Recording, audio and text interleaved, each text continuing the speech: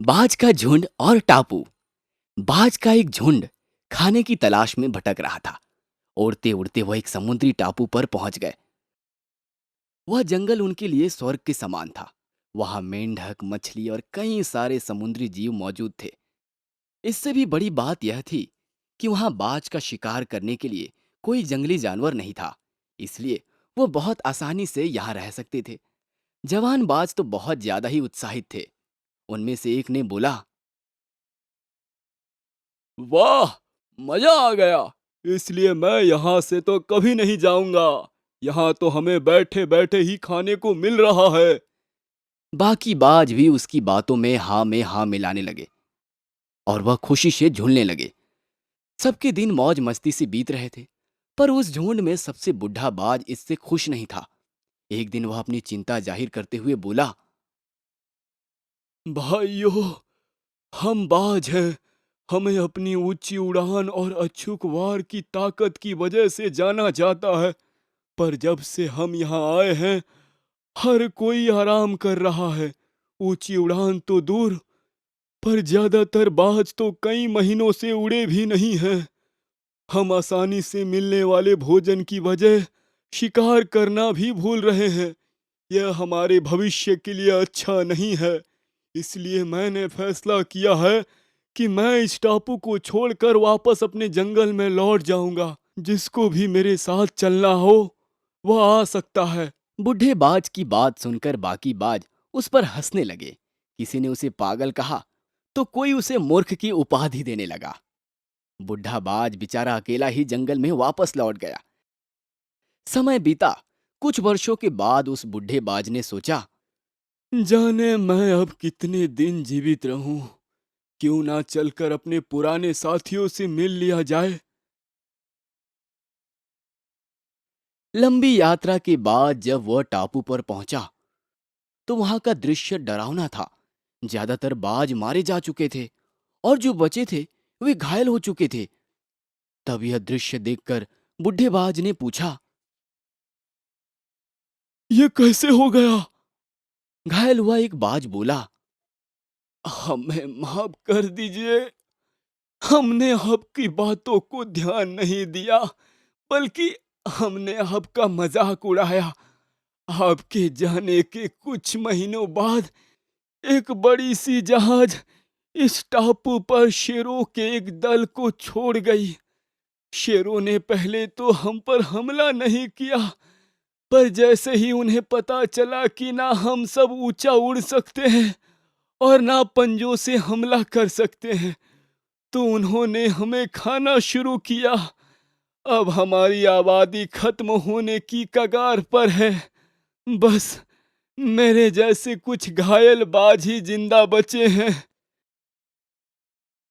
बुढ़ा बाज सिर्फ इसे अब देखकर अफसोस ही कर सकता था। वो वापस जंगलों की तरफ अकेला ही उड़ गया। सीख, अगर हम अपनी शक्ति का उपयोग नहीं करते तब हमारी शक्ति धीरे धीरे कम होने लगती है। इसलिए हमें अपने अभ्यास के जरिए अपनी शक्तियों को बनाए रखना चाहिए। आपको हमारी ये कहानी कैसी लगी, हमें कमेंट बॉक्स में ज़रूर बताएं। और यदि आप ऐसी ही और भी कहानियां सुनना चाहते हैं तो हमारे चैनल को सब्सक्राइब करना ना भूलें। शुक्रिया। बेवकूफ शेर। एक घना जंगल था। जंगल का राजा शेर था। शेर के पास एक लोमड़ी थी। वो हमेशा ही शेर की झूठी तारीफ करती रहती थी। एक दिन शेर लोमड़ी से पूछता है, इस जंगल के जानवरों में मेरे बारे में क्या सोच है? जरा मुझे बताओ तो सही। क्या बताओ महाराज, जंगल के जानवरों को आपका महाराज होना बिल्कुल पसंद नहीं। किसी ने भी आपके बारे में कुछ नहीं पूछा। इस जंगल के सारे जानवर मुझसे डरते हैं। मेरा सामना कोई नहीं कर सकता। हा हा हा हा। एक काम करो, तुम जाकर सारे जानवरों को मेरे सामने आने के लिए कहो। लोमड़ी जानवरों को बुलाने जाती है। उसी जंगल में एक हाथी था जो बहुत ही होशियार था। लोमड़ी हाथी से कहती है, जंगल के महाराज ने आप सबको बुलाया है। जिस पर हाथी लोमड़ी से कहता है, क्यों बुलाया है? वैसे भी उस कम अकल की तारीफ हम नहीं सुन सकते। मुझे क्या पता आप सबको क्यों बुलाया है। चुपचाप आ जाना, मैं बस ये कहने आई थी। ये कहकर लोमड़ी वहां से चली जाती है। हाथी और बाकी के जानवर शेर के पास हाजिर होते हैं। फिर शेर उन सब से कहता है, मैंने पास के जंगल के राजा को हाथी पर बैठकर सवारी करते हुए देखा है। मैं भी इस हाथी पर बैठकर सवारी करूंगा। ये सुनकर हाथी कहता है, महाराज, आप अगर मेरे ऊपर बैठोगे तो आप गिर जाओगे। तुम्हारी इतनी हिम्मत कि तुम मेरा मजाक उड़ाओ और मेरे सामने जवाब दो। आज मैं सबके सामने कहता हूँ, अगर मैं तुम्हारे ऊपर सवारी करते हुए गिर गया तो मैं ये राजपाट छोड़ दूंगा। ये सुनकर सारे जानवर खुश हो गए। इसके बाद शेर उठकर हाथी पर बैठता है। हाथी के चलते ही शेर नीचे धड़ाम से गिर जाता है और उठकर खड़ा होकर फिर कहता है, मैं राजा हूँ, मैं राजा, और मैं राजा ही रहूंगा। कोई इस्तीफा नहीं देने वाला। मैं गिरा हूँ हाथी की गलती की वजह से। जिस पर हाथी कहता है, ये क्या महाराज, आप बात से मुकर गए हैं। महाराज के कुछ लक्षण होते हैं, बेवकूफ की तरह पेश आना अच्छे महाराज का लक्षण नहीं है। ये सुनकर लोमड़ी कहती है, अच्छा तो हम एक काम करते हैं, बाकी के जानवरों को पूछते हैं, जंगल का राजा कौन होगा, शेर या ये हाथी? इसका फैसला बाकी के जानवर ही करेंगे। जो भी लोग शेर को पसंद करते हैं वो शेर के पास आकर खड़े हो जाएं, और जो लोग हाथी को राजा बनाना चाहते हैं वो हाथी के पास खड़े हो जाएं। जंगल के सारे जानवर हाथी के पास जाकर खड़े हो गए। बेचारा शेर शर्मिंदा होकर जंगल छोड़कर चला गया। अगर राजा बनना है तो कुछ होशियारी भी जरूरी है। अच्छी लगी ना कहानी? तो जल्दी से हमारी इस वीडियो को लाइक करें और शेयर करें, और ऐसी और कहानियां देखने के लिए हमारे चैनल को जल्दी से सब्सक्राइब करें। लालची गधा। एक जंगल में कौवा और गधा दोनों बहुत अच्छे दोस्त थे। जहाँ भी जाते थे वो दोनों साथ ही जाते थे। एक दिन गधा भोजन की तलाश में घूम रहा था कि इतने में वहाँ उसका दोस्त कौवा आया और कौवे ने कहा, दोस्त, कहाँ जा रहे हो? बहुत भूख लग रही है, भोजन की तलाश में जा रहा हूँ। गधे की बात सुनकर कौवे ने कहा, इस जंगल के थोड़े ही दूर पर भोजन है, चलो हम वहाँ चलते हैं। मैं उतनी दूर नहीं चल सकता। तुम्हारा क्या है, तुम तो हवा में उड़ते हुए चले जाओगे। तुम्हें तो कोई थकान महसूस नहीं होती।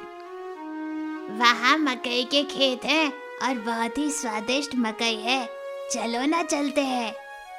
मकई की बात सुनकर कौवे के मन में लालच आ गया और वो गधे के साथ चला गया। कौवा और गधा दोनों मिलकर भोजन के लिए निकल जाते हैं कि तभी एक लोमड़ी की नजर उन पर पड़ती है और वो मन ही मन सोचती है, अरे वाह, ये गधा तो बहुत ही हट्टा कट्टा है।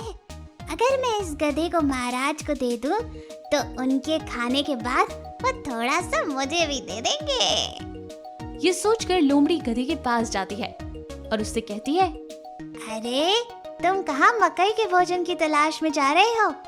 मैं तुम्हें उससे भी स्वादिष्ट और उससे भी ज्यादा भोजन बताती हूँ, तुम मेरे साथ आओ।